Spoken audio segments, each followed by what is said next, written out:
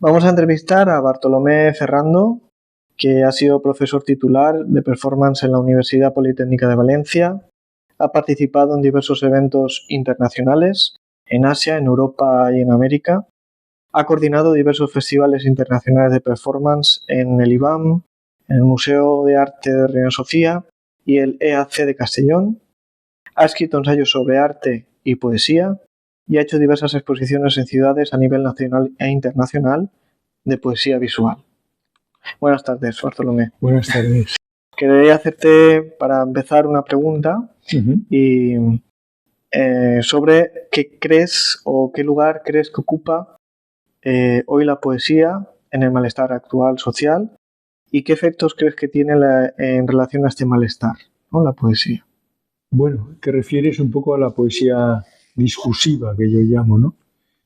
Yo la poesía discursiva que hago la baso, la articulo en torno a la imagen poética, siguiendo un poco a Reverdy, a Huidobro, a Daniel Boulanger o André Debouché.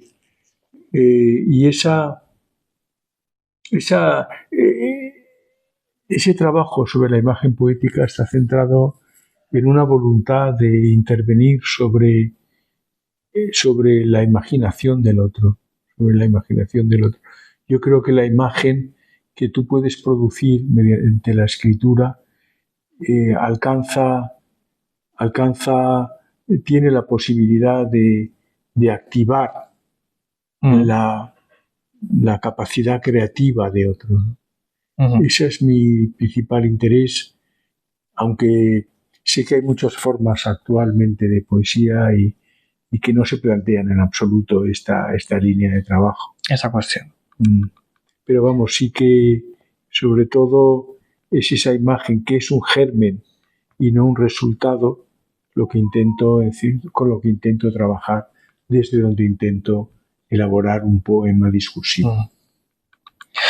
Para aquellos que vean una de tus performances, se encontrarán ante algo novedoso que puede causar un efecto de sorpresa. En ella vas tejiendo, mediante articulaciones sonoras, retales de sonido que van más allá del sentido y que nos acercan a una lógica más allá del lenguaje. A esto, Lacan lo denominaba la langue, ¿no? ¿Cómo definías tú esta poesía sonora y qué encuentras tú en ese acto creativo? Bueno, no sé si sería demasiado pretencioso llamarlo la langue. Le pregunté a Carmen Carceller, a la psicoanalista Carmen Carceller, si lo que yo hago podía estar relacionado con el concepto de la langue y me dijo que sí. Yo en la poesía sonora parto de la idea de la descomposición del lenguaje que ya elaboró Oigandres o Gombringer en los años 50 y sobre lo que teorizó Octavio Paz. Octavio Paz teoriza un poco sobre la poesía concreta, diciendo es un recurso contra el discurso, dice Octavio Paz. Bueno, sería ese no discurso, esa fragmentación del lenguaje que contiene la poesía concreta, se proyecta después en la poesía visual, que también trabaja con un lenguaje disperso, o bien se retoma dentro de los inicios de la poesía fonética dadaísta de Jandl o de Hugo Ball, ¿verdad? O de Kurt Schwitters, y en cierto modo se trabaja a partir de la idea de la descomposición previa del lenguaje para luego tal vez reestructurarlo de algún modo y generar algún tipo de sentido a posteriori. Eso es una forma de hacer, pero a mí me interesa desde hace tiempo otro modo de hacer basado en la basado en la improvisación sobre el lenguaje no escrito. Sobre el lenguaje no escrito que puede estar basado, por ejemplo, en la grafía, o puede estar basado simplemente en una imagen cualesquiera determinada. entendida un poco como una especie de estructura o partitura sobre la que improviso algunos modos de hacer basados en un lenguaje desarticulado. Ese modo de hacer, que es lo que estoy haciendo ahora, me parece que se acerca o se aproxima más, si es que se aproxima al concepto del Alan lacaniano. En la medida en que cuando genero o produzco esas articulaciones sonoras novedosas, muchas de ellas no son tan novedosas, muchas de ellas están ancladas en una especie de repertorio imaginario personal que se reproduce de vez en cuando, ¿no? Cuando el compositor Cage hablaba sobre la improvisación, decía que no estaba demasiado interesado por la improvisación en la dimensión musical. No estaba demasiado interesado. Decía que se reproducían, digamos, algunos mecanismos sonoros, en este caso sonoro, que el sujeto que actuaba o el músico que actuaba ya lo conocía, ¿no? En mi caso, en la poesía sonora propia, también se genera este tipo de elementos que pertenecen a una especie de archivo interno, ¿no? Lo más interesante que pueda hacer, me parece que es cuando produzco, genero articulaciones sonoras que escapan a la dimensión conocida, cuando me introduzco en un territorio de lo desconocido. En ese caso es cuando a veces me asombra un poco el sonido que produzco y yo lo grabo y luego lo escucho. Me asombra en la medida en que no sé si sería demasiado pretencioso hablar de, como decía, siguiendo a Kurt Schwitters, al subtítulo de la Ursonate de Kurt Schwitters, llamarlo hacia un lenguaje primitivo, o sea, rasgos primitivos de un prelenguaje. Y en ese caso estaríamos más cerca del concepto del Alan lacaniano, me parece. Esos rasgos articulatorios son los que más me interesan. La medida en que no me descubren a mí, descubren algo que está más allá de mí mismo, ¿no? Entonces, o al menos que yo desconozco, ¿no? Es el descubrimiento de sonidos que pertenecen al acervo social, ¿verdad? Pero que sin embargo no los veo como propios. En ese aspecto es lo que me parece más interesante. Hay otra dimensión de lo que hago ahora que es un poco la articulación con otra persona y la improvisación con otra persona. En esa improvisación con otra persona lo que se produce es una escucha atenta, se exige una escucha atenta de lo que la otra persona hace y esa otra persona se le exige también una escucha atenta de lo que yo hago. En ese aspecto hay una especie de intercambio sonoro o musical sonoro.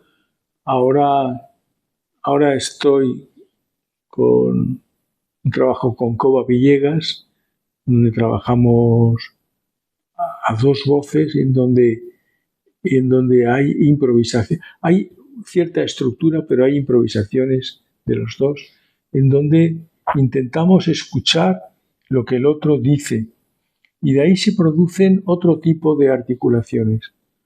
Ya no eres tú solo el que articula, sino que articulas en base a lo que el otro dice. Y en ese aspecto se producen con más frecuencia eso que de lo que estábamos hablando, esa especie de articulaciones desconocidas, ¿no? Y es una dimensión que me parece interesante. Sí, sería ese punto de la sorpresa de lo que el otro está articulando y tú tienes ahí una un margen de responder donde el otro también se sorprende, ¿no? De esa... Eso es, sí, sí. Esos modos de hacer que son diversos, ¿no? Hay modos de hacer en poesía fonética en donde, que es lo que hacía yo antes, que es escribir todo el texto y subrayar incluso los ritmos y trabajar un poco, volver a repetir aquel texto como si fuera una partitura y, en cierto modo, basarse en una desarticulación del lenguaje para producir algunas formas con sentido. Al final, esa sería una. La segunda sería esa dimensión personal e individual de trabajo que acabo de mencionar, basada en la improvisación con residuos del lenguaje. Y una tercera sería el trabajo con el otro o con los otros. Tampoco muchos, porque prefiero trabajar solo con una persona, porque cuando son muchos se pierde esa capacidad de escucha y entonces, ¿qué es lo que es el germen de la producción sonora? La capacidad de escucha. Bueno, para terminar, una última pregunta. ¿Has tenido algún encuentro con el psicoanálisis? Y si es así, ¿qué efectos crees que ha tenido en ti ese encuentro? Bueno, cuando era joven intenté estudiar psiquiatría y también psicoanálisis. Lo que pasa es que me desanimé por que tenía que seguir un montón de asignaturas médicas.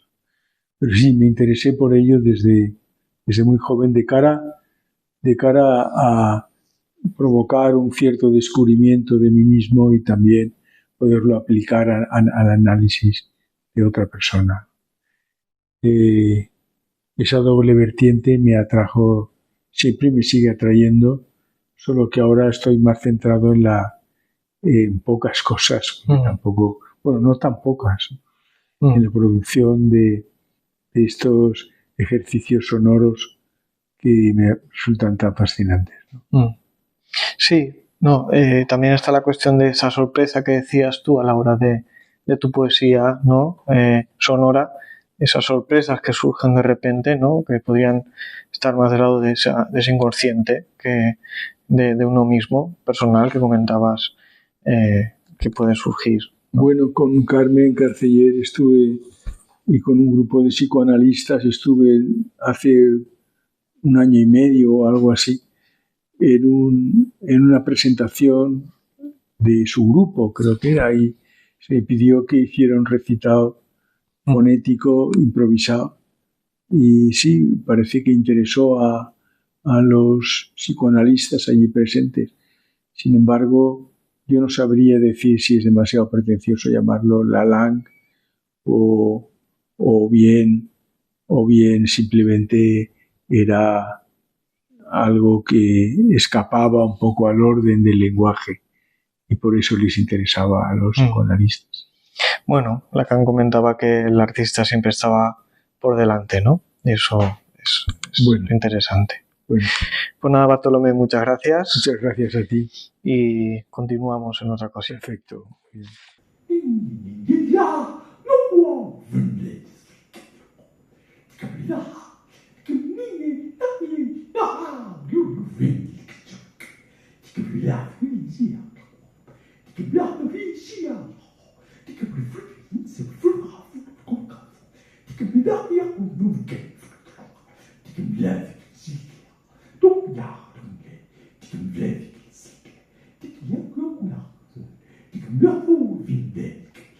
Yeah.